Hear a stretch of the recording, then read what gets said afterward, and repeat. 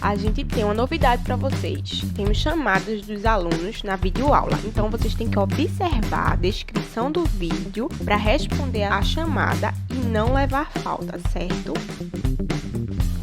A aula de hoje vamos falar sobre processos evolutivos. A biodiversidade é o resultado da evolução.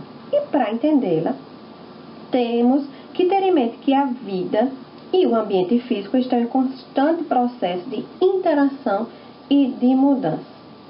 De modo geral, quando a gente fala de biodiversidade, pensa logo na variedade de espécies. Mas esse termo, como já vimos anteriormente, ele foi ampliado e também inclui a diversidade de genes em populações e a diversidade de ecossistemas.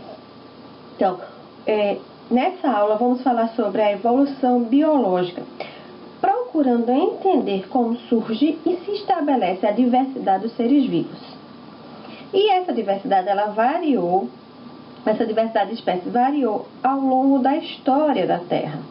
Atualmente, estima-se que existam cerca de 1,7 milhões de espécies conhecidas. Mas o número exato das espécies existentes ainda é desconhecido.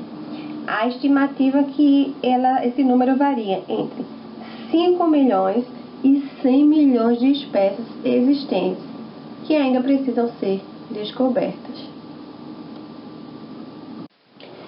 Entender a diversidade da vida passada e da atual sempre foi um desafio para os cientistas. Então, ao longo da história da Terra, 2 fenômenos têm atuado decisivamente sobre a diversidade. Quais são eles? O surgimento é um deles e o desaparecimento do grupo de seres vivos. Então, como é que sabe que esses seres existiram? Porque análises de fósseis são vestígios de organismos que viveram em épocas remotas da Terra.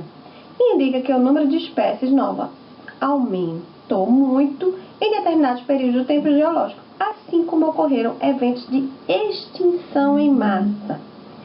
Mas a extinção das espécies é um processo natural e frequente ao longo da história. Então, houve períodos em que vários grupos de organismos distintos se extinguiram de forma rápida, considerando o tempo geológico, claro, né?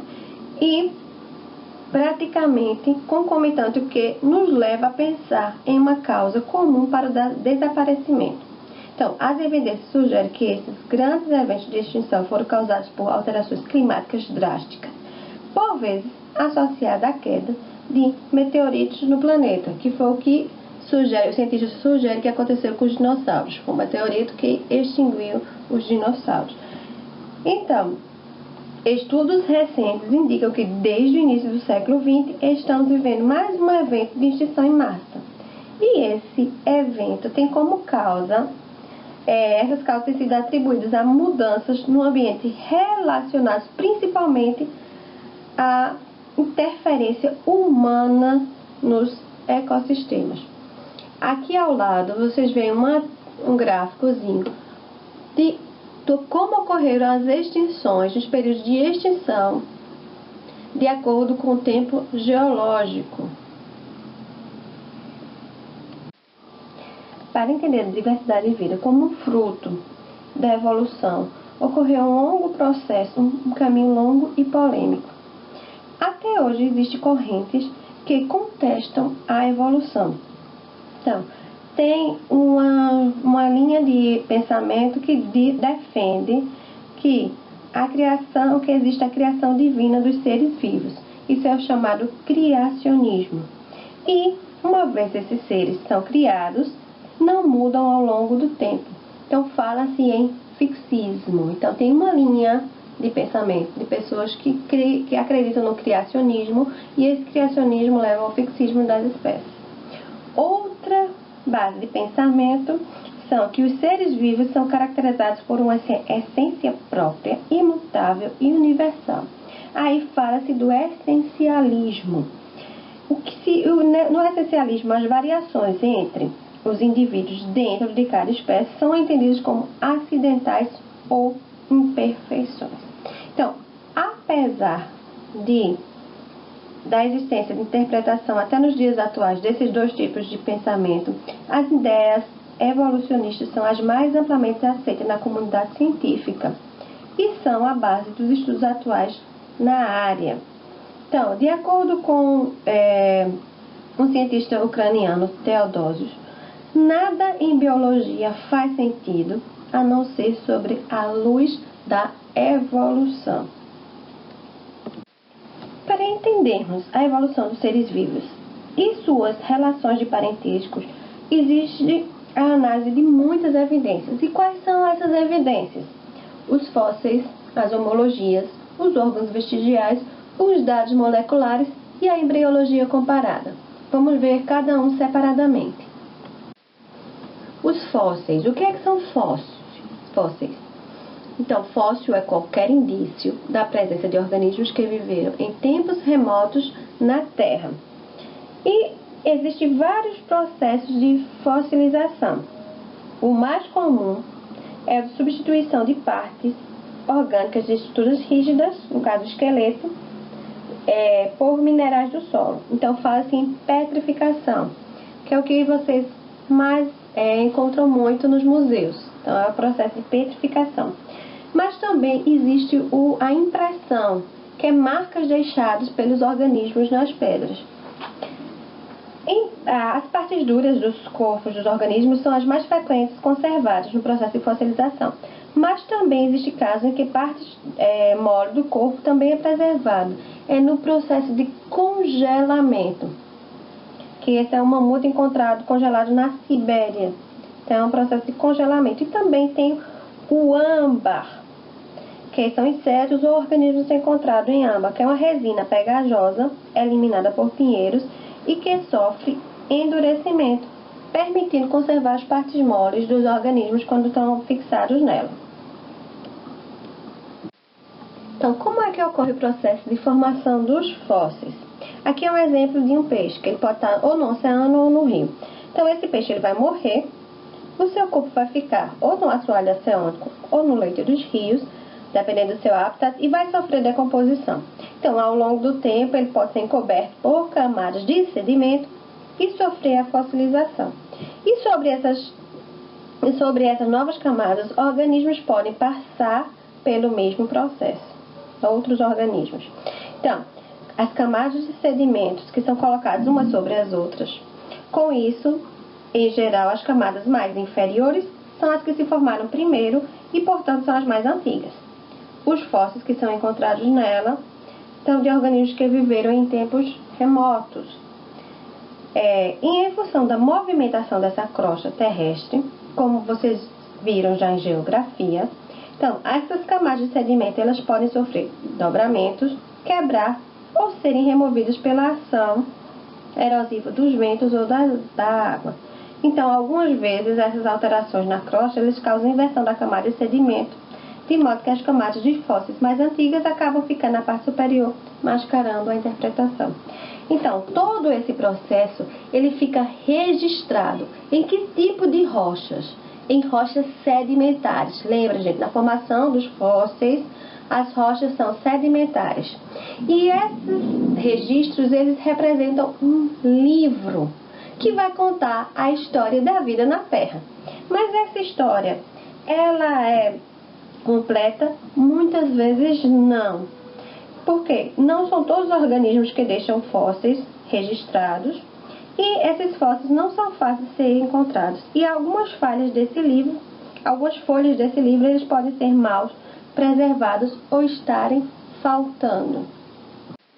Então, de acordo com o que eu falei anteriormente, respondo a essa questão. O esquema mostra depósitos em que aparecem fósseis de animais do período Jurássico.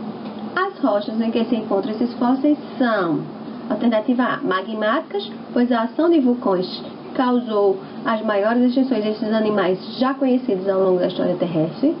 Letra B, sedimentares, pois os restos podem ter sido soterrados e litificados, transformados em pedra, com o restante dos sedimentos.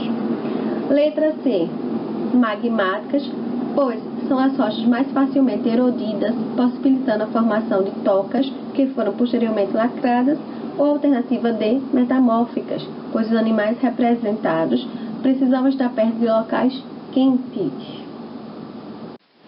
Outra evidência da evolução são as homologias. O que são estruturas homólogas?